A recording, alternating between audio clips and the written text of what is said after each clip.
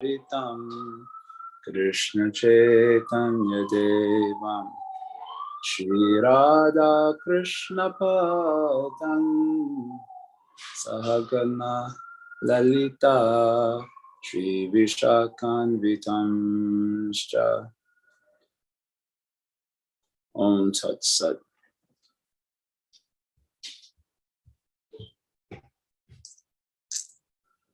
I'm thinking in my head, everyone has appeared just in case Maharaj comes and makes a cameo again. Hey Maharaj, how you go? Okie dokes, 6th canto, chapter 14.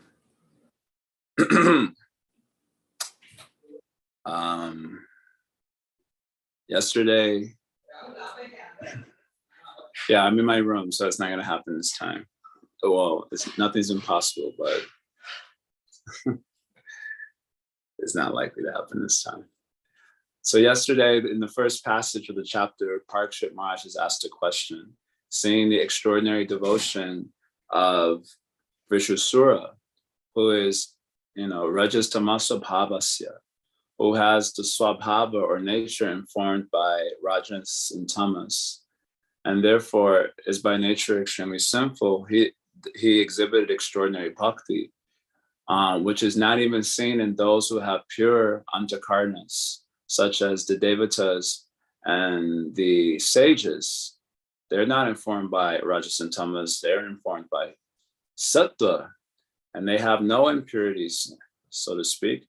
They have the impurity of Sattva, but they don't exhibit bhakti, whereas this demon was able to exhibit bhakti. How is this possible?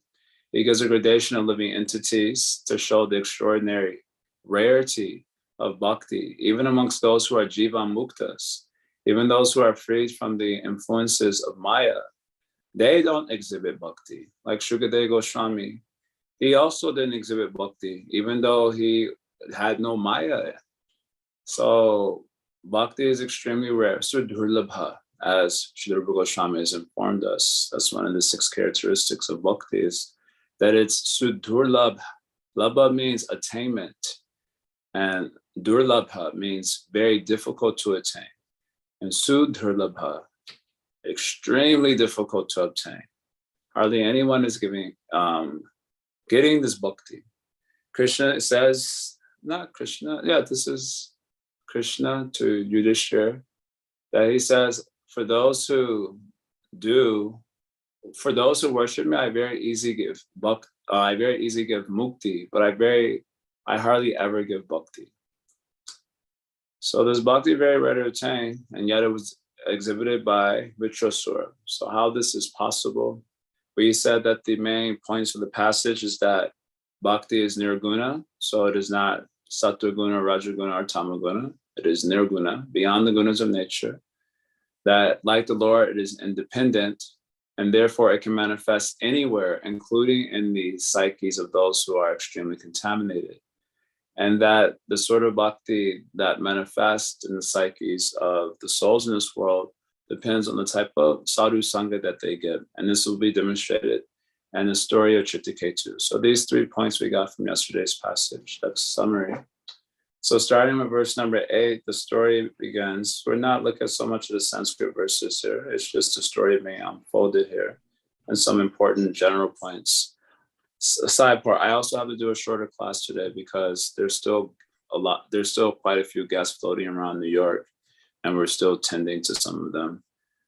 So my class has to be a little bit brief today also. So anyway, some Harikata going at least a little bit.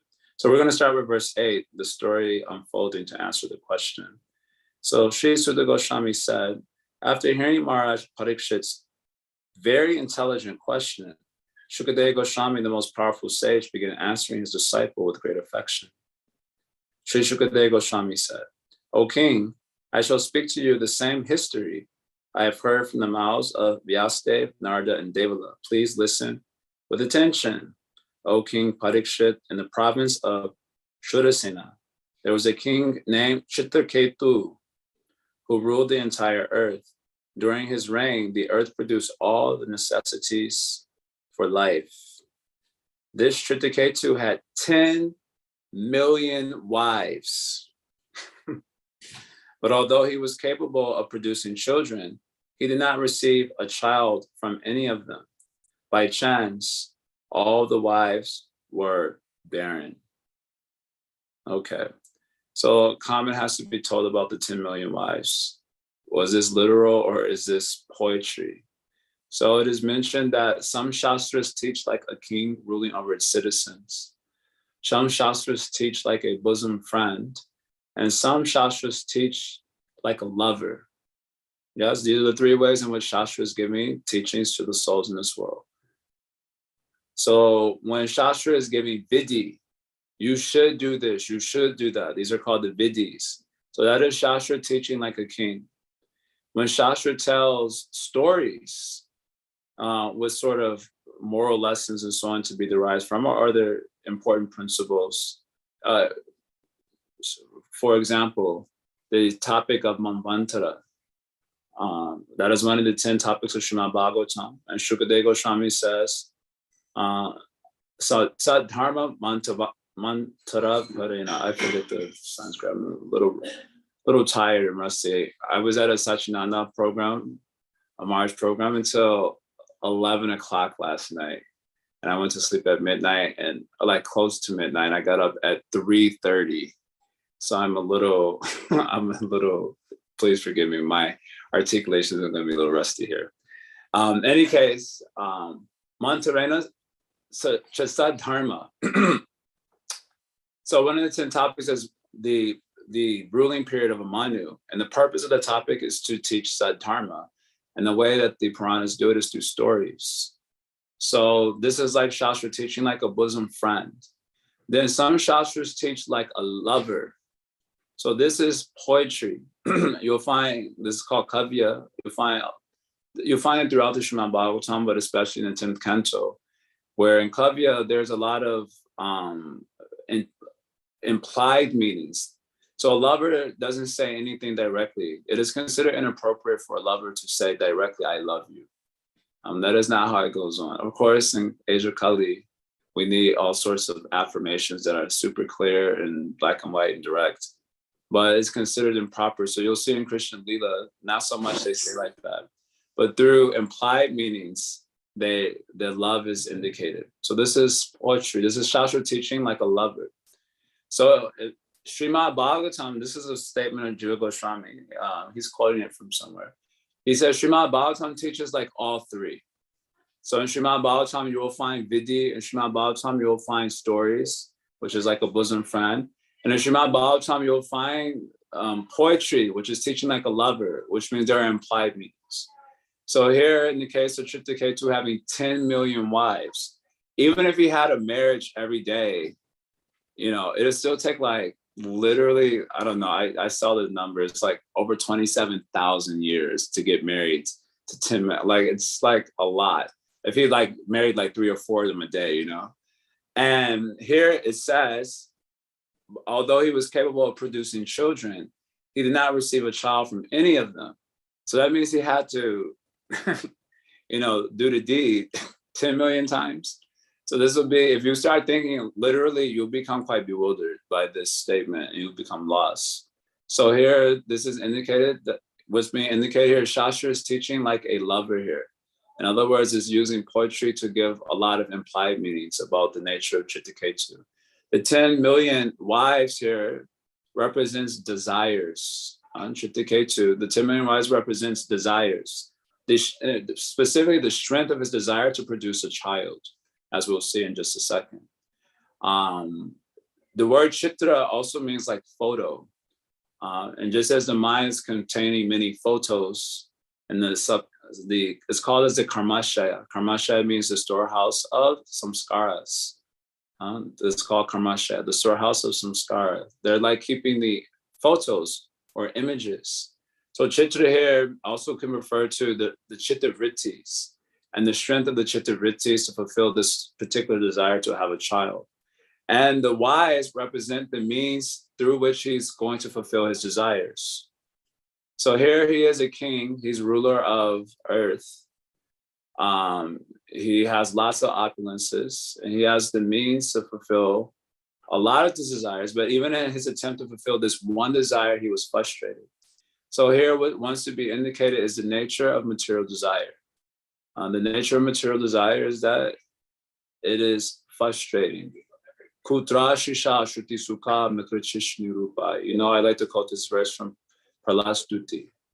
And where is happiness in this world? Shruti sukha, in hearing about it. That is where most of the happiness lies, in hearing about it. Mikrachishni rupa, and then your mind will create the image of how you will enjoy the thing that you heard about. Ooh, ah, ah, ah. It is like a deer looking at a mirage of water in the desert. So there is no happiness. It is just a promise of happiness. There is no happiness. There is a promise of happiness. But because you believe in that promise that the mental image has created, you keep on pursuing it to your frustration. And what are you getting? Frustration, anxiety, fear, depression, sorrow, etc., etc.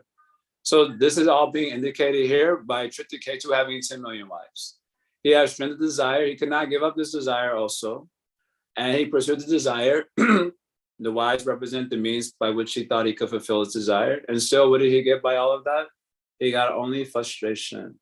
So this message is the purpose here. Shukadeva Goswami says this thing. I should have pulled this verse up. That the stories told about the kings here lend opulence to the narrations of Srimad Bhagavatam, and their purpose is to generate a sense of detachment in its hearers. Give me a second. I think I can find it simply enough. I should have put it up earlier. It's a good verse. This is an important verse to note in this regard about these sorts of stories about the kings. Okay, it's 12th canto. I think it's chapter 4. I want to say 14 or 13. Let me see. Okay, chapter 3, verse 14. I feel like there's a 14 in there. Yes, it is. It's chapter 12, 3, 14. This is a kind of an important verse here. So I'll just read the English because of time. O mighty Parikshit, I have related to you the narrations of all these great kings, like Chitraketu. That's my add-on there, by the way, who spread their fame throughout the world and then departed. My real purpose was to teach transcendental knowledge and renunciation. That was my real purpose. Vijnana vairaga vibhakshaya vibho vacho vibhutir natu paramartyam. This last line says, stories of kings lend power and opulence to these narrations, but do not in themselves constitute the ultimate aspect of knowledge. So here, Shukadeva Goswami is clearly saying that I have taught these narrations about kings because they lend opulence, just like yesterday at Sri Sachinanda Maharaj's program. He began telling some story, I guess from some Upanishad. And then he said the story involves one king. And then he said it wasn't a king, it was a merchant. Not every story has to have a king. And the whole audience began laughing. He said every story doesn't have to be about a king. But here we're also hearing from Srimad Bhagavatam that a lot of the stories are about kings because they lend opulence and attractiveness, and they attract people to hear them. Just like now you see people, for example, they're very attracted to what they call as what is it called? The MCU, the Marvel Cinematic Universe. Yeah, MCU. And they don't want to hear about ordinary people. They want to hear about the Incredible Hulk. They want to hear about, Captain America and Iron Man and this, that, and the other. So this time people want to hear about kings and what's going on with them. So it lends opulence to the narration. He says, my purpose, Vijnana Vairagya Vibhakshaya Vibho, is to teach Jnana and Vairagya. That was my purpose in this narration. So also this narration about Triptiketu is to inspire a sense of detachment, seeing the nature of the material world. As we'll see in the unfolding of the story, he finally, after great turmoil, gets his desire fulfilled, but only briefly because his wives, being envious of the wife who was able to produce a child, will kill his child. And in that way, he gets all the more sorrow. Yes, this is the nature of material life. So if one hears these stories attentively, then the idea is that they will produce a sense of inner detachment. Even whilst engaged in the world, you'll have a mind that is internally detached. There's a nice verse from Prahlad to his friend. Sukaya dukaya mokshaya sankalpa iha karmina. He says the karmis in this world, so karmis means those who are interested in satisfying material desires. They have one sankalpa. They have two sankalpas in this world. What are the two sankalpas? This is actually not true only of karmis. This is true of everyone. We have only two sankalpas. Sankalpa number one, sukaya. We want to be happy. Sankalpa number two, dukkha mokshaya. We want to be free from dukkha. Yes, everyone is agreeable to this. They want to be happy and they want freedom from dukkha. He says here, but sada abnoti haya dukkam anihaya sukhavrita. One is covered with happiness as long as he does not endeavor for happiness. That's how Prabhupada translated here. Anihaya sukhavrita. One is covered with happiness, anihaya, so long as you don't endeavor for it. But as soon as you endeavor for it, sada abnoti ihaya dukkha. As soon as there's ihaya, endeavor for the happiness, one obtains dukkha only. What fun the material world is. If you don't endeavor for the happiness, sukhavrita, you'll become covered by happiness. But as soon as you endeavor for the happiness, then you attain only dukkha. Such is the nature of this world. Actually, if you study the nature of material desire very carefully, you'll see that material desire is frustrating in the beginning, middle, and end. In the beginning, it causes disturbance to the psyche, as you may have realized. Everyone realizes this. Your psyche becomes completely disoriented. This desire means strong desire to achieve something. And then when you pursue the desire, you meet with so many frustrating circumstances of life. Finally, and you're not guaranteed to achieve the result. But if you finally get the result, then this is the great fun of it all. Most of your happiness comes in the attainment of the object, but it doesn't come from the object itself. So that is also frustrating. Oh, this is all that it is? Very frustrating. Oh, I thought this would be more than this. I thought it would be better. And if it's like an animate object, like, for example, like a partner, then they may actually give annoyance to you. So in this way, in the beginning, middle, and this desire is frustration only. So Srimad Bhagavatam is giving this implied meaning here by Tritaketu. What sort of, how the desire was so disturbing, he had 10 million wives. That represents the extent of the disturbance it was causing to his psyche. He could not be satisfied with kingdom, with wealth, with sovereignty over earth. None of that was sufficient because of the strength of this desire. So in the beginning, it was frustrating.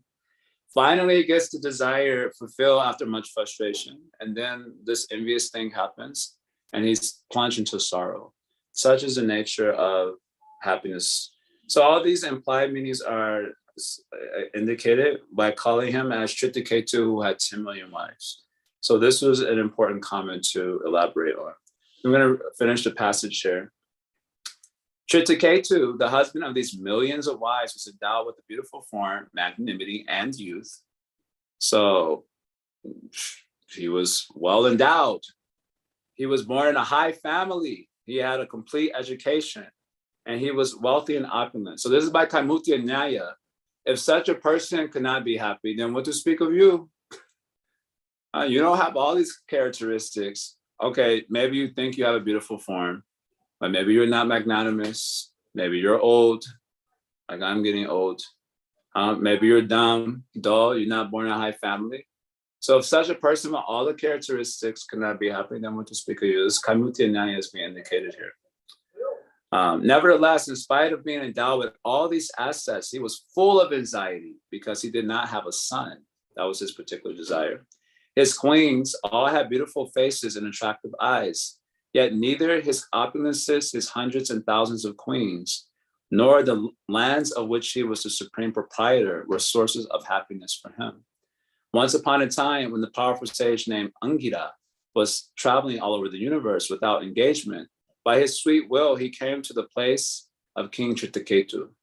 Tritaketu immediately stood up from his throne and offered him worship. He offered drinking water and eatables, and in this way performed his duty as a host to a great guest. When the rishi was seated very comfortably, the king restrained his mind and senses, sat on the ground, restraining his mind and senses, sat on the ground beside the rishi's feet. Now he has mopey face. So now Angita is going to ask him why he has mopey face. You're a so qualified person. Why do you have mopey face? O King Parikshit, when Shitaketu bent low in humility, was seated at the lotus feet of the great sage, the sage congratulated him for his humility and hospitality. The sage addressed him in the following words. The great sage Angita said, "My dear king, I hope that your body and mind and your royal associates and paraphernalia are well. When the 7 properties of material nature, such as Mahatattva, Ahankara, etc., are in proper order, the living entity within the material elements is happy. Without these 7 elements, one cannot exist. Similarly, a king is always protected by 7 elements: his instructor, Swami or Guru, his ministers, his kingdom, his fort, his treasury, his royal order, and his friends." So do you have mopey face because these 7 are conspiring against you? Or is there some defect in these 7? And just as a living entity, the jiva, without material body, which is made of Mahatattva, Ahankara, etc., then we cannot actually do anything in this world. You understand? Without the material body made of these elements, the jiva cannot do anything. Just like if you want to write, you need one pen to write. The ability to write lies in you, but you need the instrument through which you can actually manifest that, what I want to say, that capacity, that inherent quality. So similar to jiva, we have kartritva, we have agency as part of our nature, inherent nature, but we cannot manifest that agency without a material body. You understand? So just as the jiva is dependent on body to do anything, so the king is dependent on these 7 in order to function happily in the kingdom. Are you having mopey face because these 7 are not in order? That is basically the indication here. Next verse. O king, O lord of humanity, when a king directly depends upon his associates and follows their instructions, he is happy. Similarly, when his associates offer their gifts and activities to the king and follow his orders, they are also happy. So is this not going on? Therefore, you have mopey face. O king, are your wives, citizens, secretaries, and servants, and the merchants who sell spices and oil under your control? Are you also in full control of ministers, the inhabitants of your palace, your provincial governors, your sons, and your other dependents? Is that why you have mopey face? Does it come out of your control? If the king's mind is fully controlled and his family members and government officers are subordinate to him, all his family members and governmental officers are subordinate to him. So is your mind not controlled? Therefore, you have mopey face. This verse this is not pritem sashish. What is that verse? Vacho vegam, manasa kroda vegam, driha vegam, udura pasa vegam, etam vegam yo vishaheta dira. Last line, pritivim sashisha. I'm missing something. Sarvama Pimam. Sarvama Pimam, pritivim sasisha. So one who can rule himself can become ruler of the whole earth. That's what the verse says. This is the first verse of Upadesha, the basic practices of Krishna consciousness. If you can control yourself, you can rule the whole world. This is like the starting point of proper, healthy bhakti practices. Seems a little bit high to me, but anyway. So are you not happy because you're not controlling your mind? Is this why you have mopey face? And because you have not controlled yourself, then no one is agreeable to follow you. Is this why you have mopey face? O king, Tritaketu, I can observe that your mind is not pleased. So this is why he was asking all the questions. You seem not to have achieved your desired goal. Is this because of you yourself, or has it been caused by others? Your pale face reflects your deep anxiety. In other words, if Tritaketu says, no, I'm fine. Then he said, no, homie, you have pale face. So you're not fine. What is the problem? So Shukadeva Goswami said, this is closing the passage, O King Parikshit, although the great sage Angita knew everything, he inquired from the king in this way. Thus King Tritaketu, desiring a son, bent low in great humility and spoke to the great sage as follows. So the narration will continue from here. We discussed the important kavya or alankara, poetic ornament that is being used to imply the message of Tritaketu's story. That is today's class. So I'll pause there and see if anyone would like to say anything. I saw Athena said she has some question that came up very early on, so I'll ask her to go first.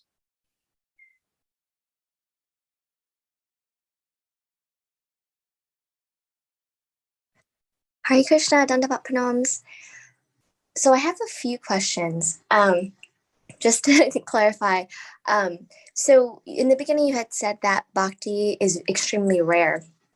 And so I know at least the ISKCON view is that bhakti is the inherent nature of the soul.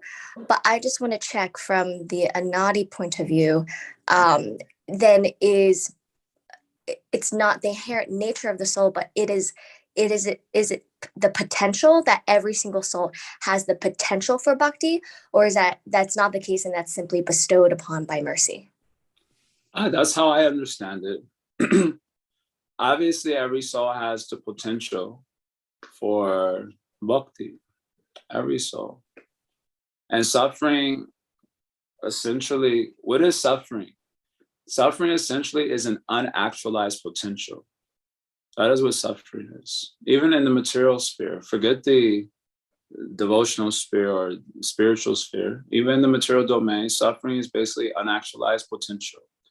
So the jiva has the potential to commune with the absolute reality, either as Brahman, Paramatma, or Bhagavan, pure, the type of sadhu sangha that he gets.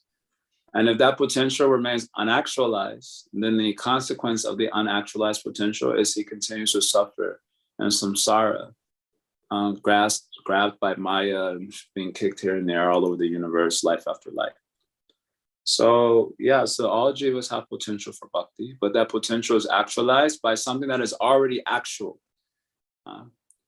As far as is bhakti inherent, not inherent, just one image I don't know why this doesn't solve the case. We say that fire exists in firewood. Yes, we all say that. So fire, you can say, is inherent to firewood. But it only is inherent potentially, because that fire and firewood cannot be actualized except for by fire that is already actual. You understand? The actualization of potential has to be actualized by something that is actual. The fire that exists in wood can be actualized by fire that is outside of the wood.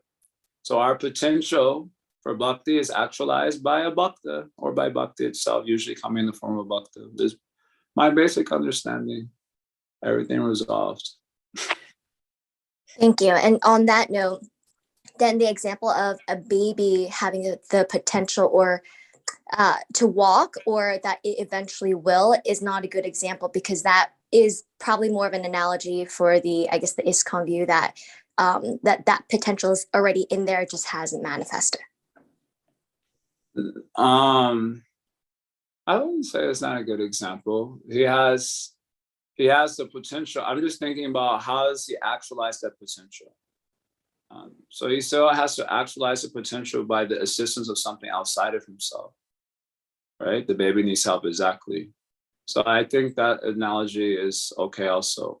Honestly, when it comes to anything in the spiritual realm, every analogy is bound to fall short for so many reasons.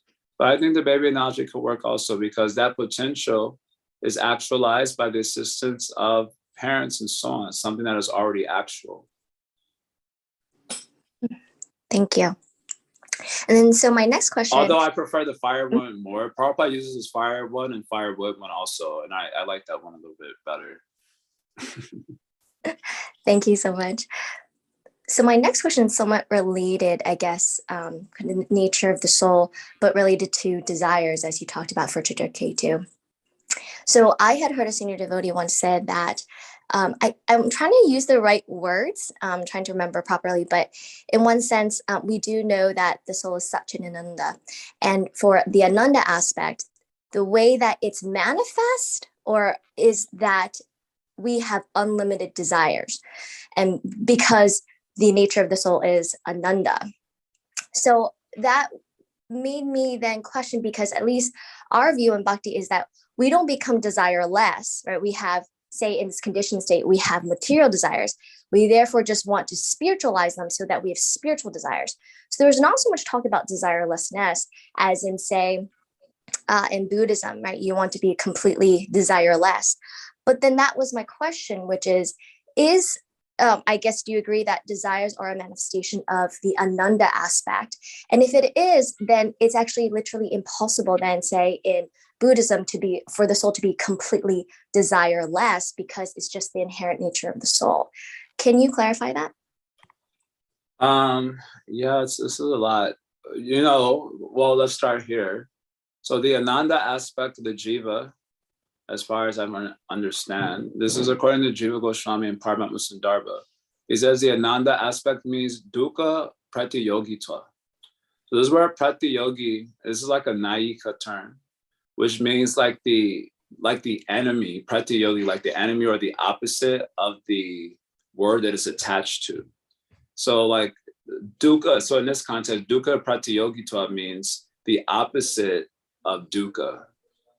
Or in this case, and the way that he speaks about it in Paramatma Sundarbha, it's the absence of dukkha. So the ananda aspect of the jiva is the absence of dukkha. There is no dukkha in the jiva. And it's not necessarily the positive ananda of, for example, Swarup Shakti. Okay, so that's my understanding of ananda. It is not full of bliss in the sense of, it is not full of bliss like the bliss of the Swarup Shakti. But as I often say, I take this analogy from Srila Bhaktisiddhanta. When you're going from negative integers to zero, zero is a positive integer in relationship to negative integers. But zero is still zero in relationship to positive integers, 1, 2, 3, 4, 5, etc.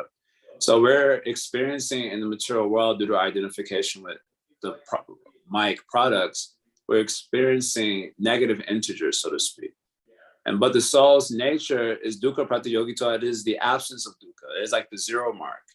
So if you come to experience your own nature, it is blissful insofar as it is devoid of suffering, which is basically like a type of happiness. But it's still not the happiness of the positive integers of Swarup Shakti. And therefore, when that jiva who is experiencing the happiness of the absence of misery, when he experiences the positive integers of Swarup Shakti, such a jiva becomes attracted. That is the verse Atmarama Shamunayo Nagranta Api Arukrame, right? Itam Bhuta Gunohari. That even the Atmaramas, they become attracted to the qualities of Krishna. How? Because those qualities are the ananda of the Swarup Shakti, which are positive integers to zero of the absence of misery. So that's my understanding of that particular aspect of the nature of soul. So then the desire point, would we say desire is the nature of the soul? I mean, like kind of like yes and no. I don't recall when Jiva Goswami is analyzing all the intrinsic characteristics of the soul, sort of lakshana. I don't recall desire being exactly part of it, but you cannot say that it is not a part, because we'll see that I'm going to use the same language. An unactualized potential, basically the jivas are trying to become individuated. They're trying to actualize their highest potential. And so the pull for that, which you can call the sometimes I like to articulate as the pull for beauty, or the pull towards communion with the absolute reality, which is natural for the jiva because we are part of the absolute reality. So it's natural to be attracted, for the part to be attracted to the whole. So that pull towards communion, that pull towards ultimate beauty, that pull towards ultimate individuation before God, that pull towards actualizing the true potential of the soul in communion with God, that desire is always pressing all the jivas. And therefore they become attracted to spiritual life. First, they try for that in material life because of ignorance. Then if they get, depending on what type of sangha they get, then they try for it in the spiritual domain. So even the Buddhists who say, let us become desireless, so that is also desire. You want to become desireless, that is also desire. And that's because you have the concept that that emptiness will allow for ultimate, ultimate beatitude, ultimate experience. This verse is there, akama sarvo kamo moksha kamo udharitihi. Tivrena bhakti yogena yajekta purushampa. So this verse is saying whether you have no desires, this refers to a bhakta, which means he has only the desire for bhakti, akama. Or you have all the desires, so you're quite materialistic, or you are moksha kama. So here in one of the commentaries, I don't recall which one, but maybe Sri Vishwanath, he says that the reason the moksha kama is also mentioned in this verse is to show these people who say that they have no desires, that they also have desire. They have desire for moksha, how they conceive of it. Like the Buddhists call it as emptiness or shunyavad. Mayavadis may think of it a slightly different way, but they also have a desire. So that desire is the desire for individuation before the absolute reality. And that desire is always pressing on the souls.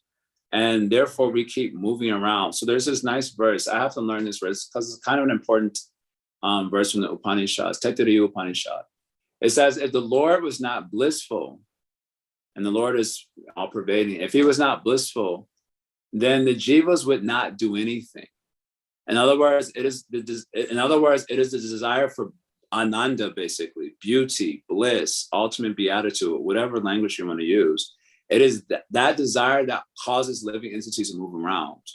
And in this sense, all living entities are looking for God, or as I'm using this language today, they're looking for individuation or communion before God. I need to find this verse. It's actually quoted in the Priti Sandarbha, in the very outset of the Priti Sandarbha.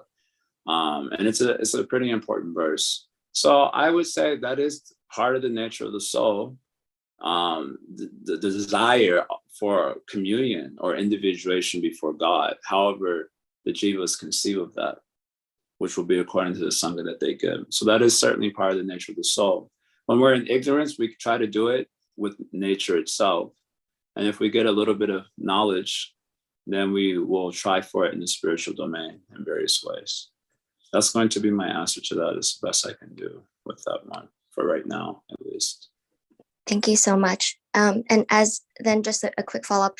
First, I really appreciate your definition of desire, and I guess it reshapes my conception of it, which is when we think desires, it means there's always this activity to fulfill a desire, which in your explanation it is true, because we're seeking union with God in whatever, I guess, form or realization.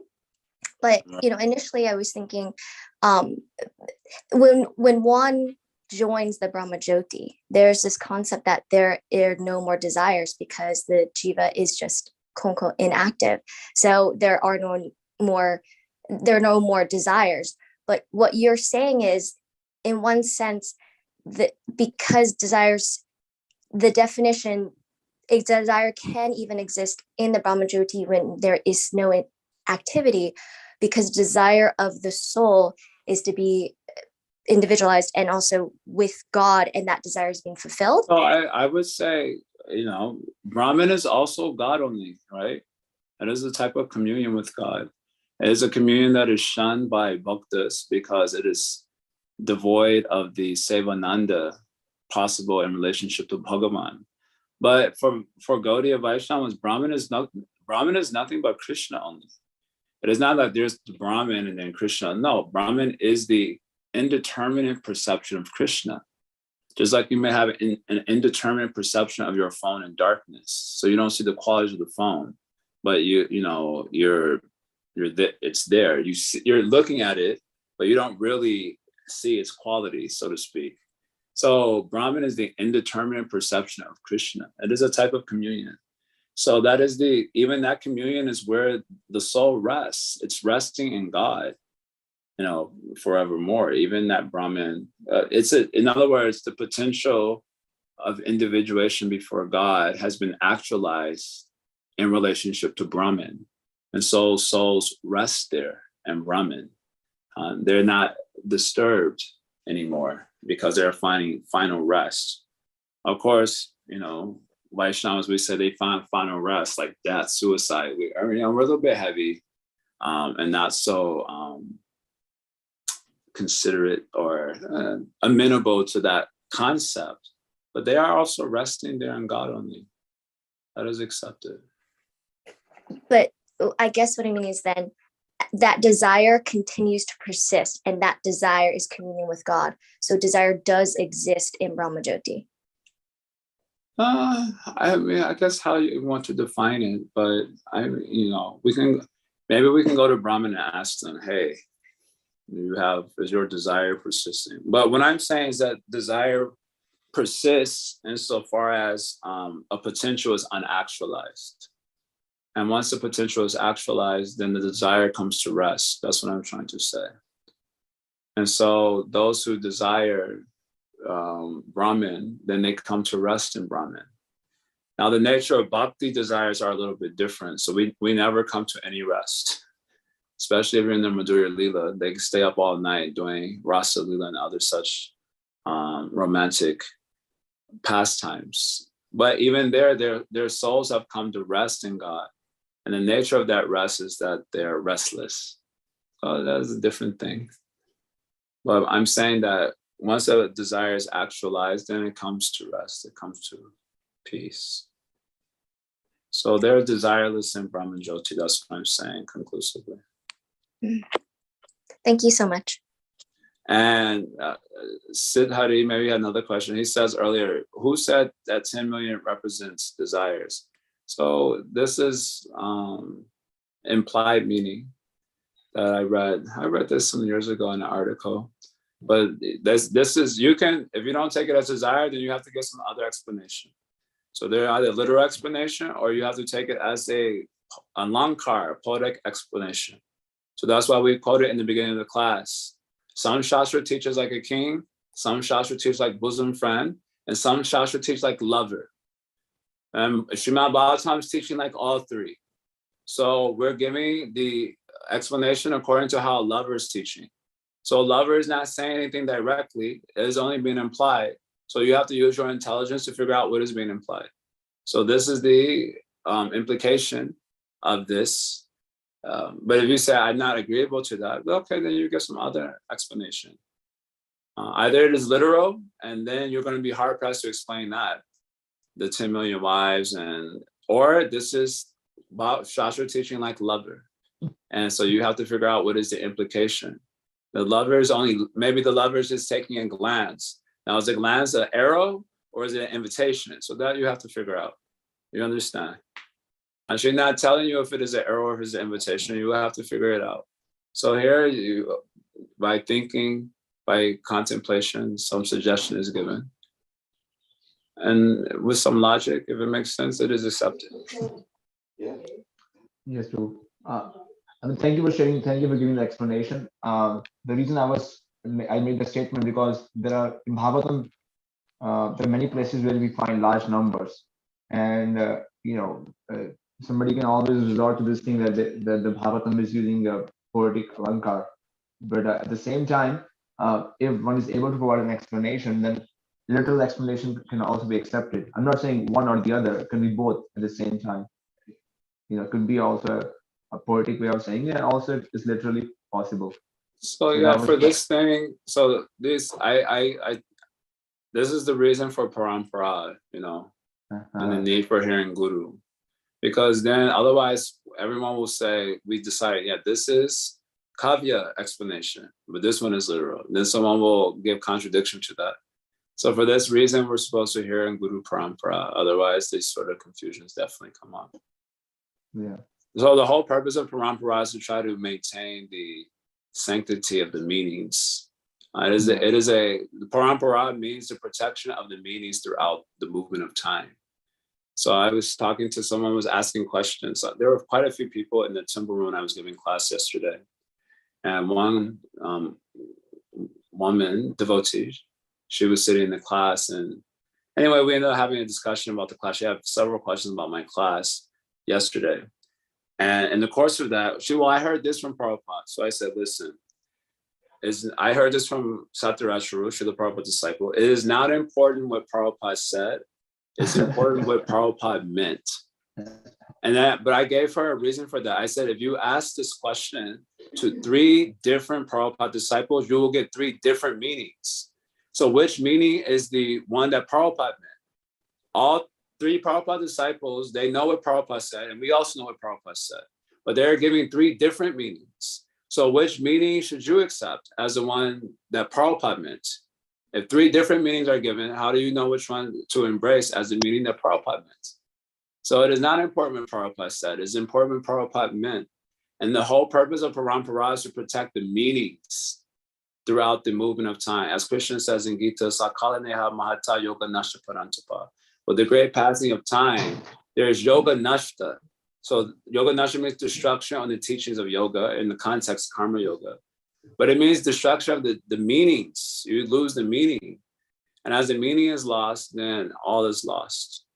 So on higher level of consciousness, the shabda and the meaning, known as the artha, and the vastu is one. What is the verse? Nama Shantamani Krishna, Chaitanya Rasa Vigraha Purna Shuddha Nityamukta Abhinatva Namana. We say this thing, right? The name is not different from the name, right? This is not only true of the holy name, this is true of all sound in the spiritual world, including the sounds of Srimad Bhagavatam. There is no distinction between sound, meaning, and the actual vastu. But when we're in lower level of consciousness, we don't experience the shabda like that. So because we're afflicted by duality, we see duality between the shabda, between the meaning, artha, and also between the vastu itself. And so for this reason, there has to be parampara to protect the meanings. The shabda will be there. Everyone will be knowing that to whatever degree they know it.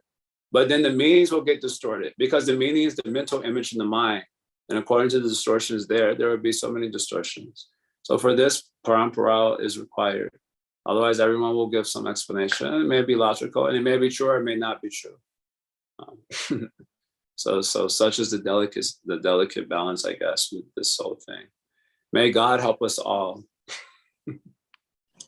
So which of those 3 meanings is right? Which of those 3 meanings is right? Yeah, good question. Oh God. Very good question. Well, I also wanted to share this quote from Krishna Lila Stava, about the Bhagavatam. It said there, Madeka Bando Mat Sangin, Madguru Mad Mahadana, Manistaka Mad Bhagya. It also almost connects with what you were saying, or the translation is, O Srimad Bhagavatam, O my only friend, my companion, my teacher, O my great wealth or deliverer, O my good fortune and bliss, I offer respectful obeisance to you. So when you were mentioning how Bhagavatam is just like a lover and also a friend and a teacher, it was reminding me that how Bhagavatam as a person is fulfilling those roles. So embracing that kind of relationship with Bhagavatam is very it's a great blessing, that we have a friend in form of Bhagavatam with us. Yes, thank you for that. That's a great quote, great statement. Mm-hmm. Okay, anyone else would like to say anything? From your explanation, this is from maybe Shamsaki. From your explanation of Atmaram becoming happy by communion with Krishna, so it seems Atmaramas go from 0 to positive integer line. This feels like Atmaramas also of different categories. Some on 0 and others go positive, but all call us Atmarama. Yes. So you can say the 0 part is the beginning of Atmarama. And then after that, it goes up. that is all right. And so isn't the desire function of mind? Yes. And there is no mind-body complex in Brahman, as you always say, right? So that's why I said ultimate conclusion is their desire comes to rest, and they are desireless there. So Shamsaki, some of my questions as well. Even 6th chapter, I believe, Bhagavad Gita talks about desire being a source of suffering. Mm-hmm. But I assume in this context, it's material desire, sure. But if desires as is, then how could desire be a manifestation of a quality of the soul, Ananda? And yes, thought desires were functions of the mind, which is material and in Brahmajyoti, no subtle body. I think Tejasvi's explanation of desire is nice. Also addresses then that the desire is fulfilled and comes to rest once we reach Brahmajyoti. Yes. So bhakti desire is a seed that is, well, according to Chaitanya Charitamrita, it's a seed that is given. Brahmanda Brahmite Kona Bhagavan Jiva Guru Krishna Prasade Pai Bhakti Lata Bija. So here it says the Guru is giving the seed of bhakti creeper. So that seed of desire is an imperishable desire. So most desires, they are here today and gone tomorrow. They are the nature of the qualities of nature. But this desire for bhakti is spiritual, so it is nirguna, it is imperishable. That's why Srila Rupa Goswami is saying, Anya Abhilashita Shunya. He says, aside from the desire for bhakti, all other desires should be zero. They will anyway become zero as you traverse through life and die. They'll become zero. But some of those desires, of course, are a little bit tenacious. They might carry over for a few lives. But this desire, the desire for bhakti, only that desire is accepted. It is imperishable. It is also of the nature of that domain that the bhakti is trying to obtain. And it is that desire, you can say the strength of that desire, that will bring us to that domain. So a lot of bhakti, as Mahaprabhu is also telling, after the bhakti lata beej is given, you have to water it. It means strengthen such desire. It has to be strengthened by the seva of Shravan, Kirtan, Smarana, and so on. So when the desire becomes very strong or all-consuming, then it takes us to that place.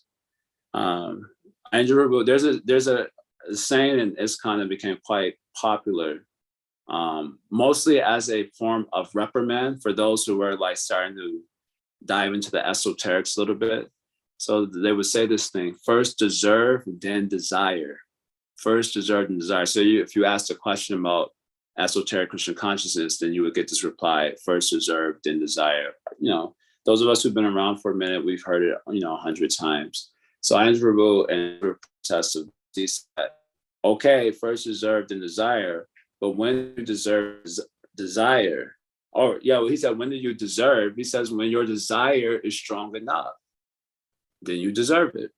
So in one sense, if you think about Krishna consciousness as the strengthening or evolution or efflorescence of desire, lots of desires for Krishna, desires for friendship with him, desires for rendering intimate services to him.